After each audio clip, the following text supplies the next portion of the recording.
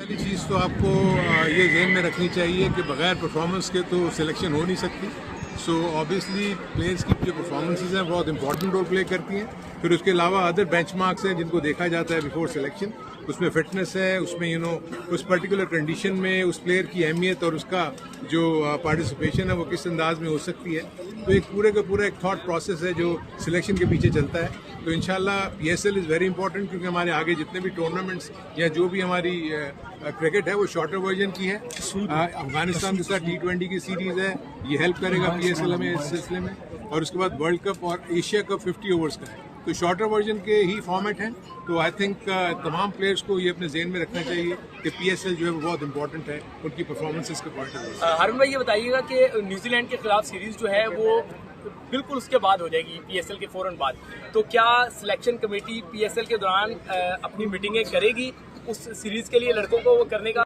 हारून भाई, मोहम्मद आमिर, इमाद वसीम और शर्जील खान, क्या ये भी आपके 30 के पूल में होंगे? और दूसरा ये भी बता दें कि कामरान अकमल की जो स्टेप डाउन किया उन्होंने, जो माजरत की है, उसकी वजूहत क्या हैं?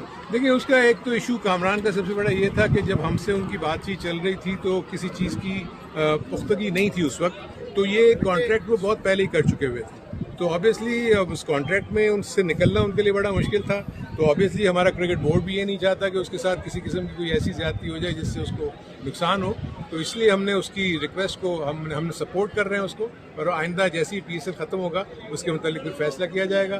दूसरी चीज़ आपने कही कि जो दूसरे प्लेयर्स शर्जील हो, आमिर हो या देखिए, एक तो स्ट्रेट अवे पॉलिसी वाजे कर दी है चेयरमैन नजम सेठी साहब ने कि जो भी अपनी सजा भुगत के आ चुका है, अगर वो दोबारा वो गलती नहीं दोहरा रहा तो दुनिया भर में इंटरनेशनल क्रिकेट में शकीब उल हसन वापस आए हैं। अगर आप देखें तो सैमुअल वापस आए 2 साल की सजा भुगतने के बाद। तो हम अपने प्लेयर्स को क्यों इसमें माफ़ ना करें अगर वो अच्छा कर रहे हैं। तो मेरे नज़दीक ये तमाम प्लेयर्स को चाहिए अपनी फिटनेस जो बेंचमार्क्स है उसको पूरा करें, compete करें, क्योंकि ऑलरेडी जो उनकी जगह पे प्लेयर्स आए हैं उन्होंने अपनी जगह बना ली हुई है। उनको हटाने के लिए उनको बहुत आउटस्टैंडिंग परफॉर्मेंस देनी होगी जिसके बाद वो टीम में आ सकते हैं।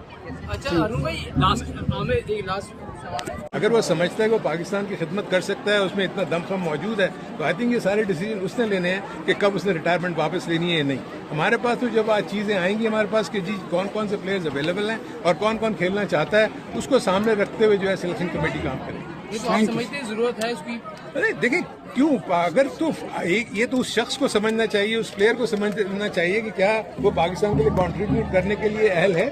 सो मेरे अपने नजदीक तो बॉल उनके कोर्ट में, हमारे कोर्ट में नहीं। Thank you.